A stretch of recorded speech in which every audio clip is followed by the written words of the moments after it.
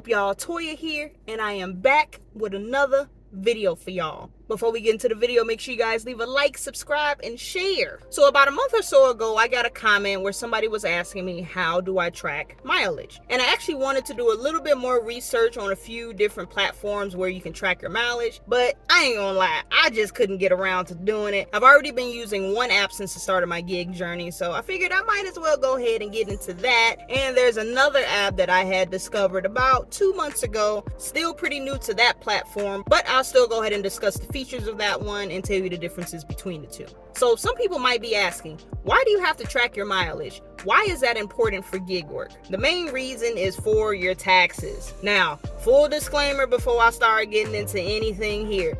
No, I am not a tax expert whatsoever. So anything that I'm telling you guys is going to be from my own personal experience. Each state will vary on how things are going to be filed. I don't want to hear nobody later on talking about, well, Toya told me I had to go do this for my taxes, and then you ended up getting audited and you owe more money than what you filed for and all of that. Now, listen, I ain't trying to go ahead and shed nobody up for failure, okay? So, like I said, not a tax expert whatsoever. So if you have questions, make sure you go ahead and talk to a professional. They would go ahead and sort out any of your questions that you might have. All right, so now that we've gotten that out of the way, let's go ahead and talk about these taxes, okay? So when you are filing your taxes, when you're doing gig work, most of the time you're only going to have to report your earnings from your gig work if you made more than $600. That gig app will advise you if it's something different, but they'll go ahead and usually send you information if you are going to have to report your earnings. So when you're going and putting in all your information, you're putting in your income, how much you made,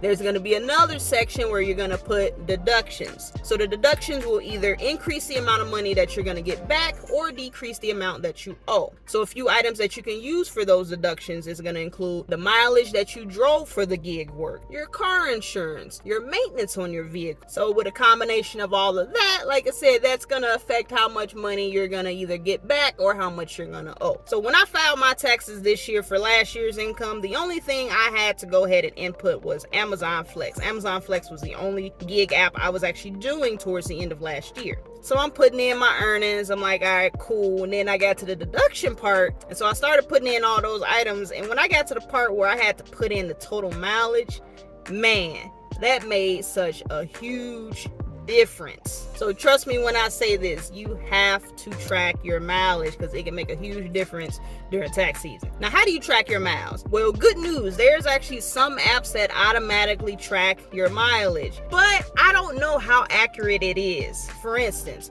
Roadie is listing some crazy numbers for the amount of mileage that I've been driving. However, when I go into each individual gig that I did, it's showing a completely different number. And after you tally all of that, it just doesn't really add up. So you might have to go back and double check to see how much you're actually driving, just to make sure that you are reporting an accurate number. Like, it doesn't have to be exactly precise by the mile. They're not going to trip if you're off by a couple of miles, but you don't want to exaggerate and have like a few extra 100 miles for no reason, but at the same time, you don't want to underestimate. So you want to get as accurate as a number as possible. Delivered also has a mile tracker, supposedly, because every single time I complete a run on Delivered, it'll show me, all right, this is how much time it took you to complete this, and then there's a mileage tracker next to it, and it's always 0 miles. So I don't really understand what's going on there. So you might want to go ahead and check the apps that you're using. Some of them might have built-in mileage trackers, but it is still good to have a backup tracker just to make sure you are getting the most accurate number as possible. All right, so what are those other apps that you can use to track your mileage? Now, the first app I was introduced to is called Stride. Stride is the app that is partnered with Amazon Flex, and I've been using them honestly ever since. It has all the necessities, at least for me, and I really haven't had any issues with it. So it is a manual tracker. So when you're about to start doing your gig work, you will open up the app and start tracking your miles. So from that point on until you turn it off, it is going to track every single mile that you are driving during that time frame. And if you needed to, you can go into each individual log to see the amount of mileage that you drove, and you can actually see the whole route. Other than mileage tracking, Stride does offer a variety of other features. You can set up your benefits directly through the app, so if you're looking for medical, vision, dental, and they offer a bunch of discounts and deals based off of your zip code. So anything from food, entertainment, all kinds of stuff you can think of. So honestly, I really never dove in to see the types of deals that you can get, but they do seem to offer a wide range of deals. So take advantage and check it out. Now, the other app that I recently downloaded is called Gridwise.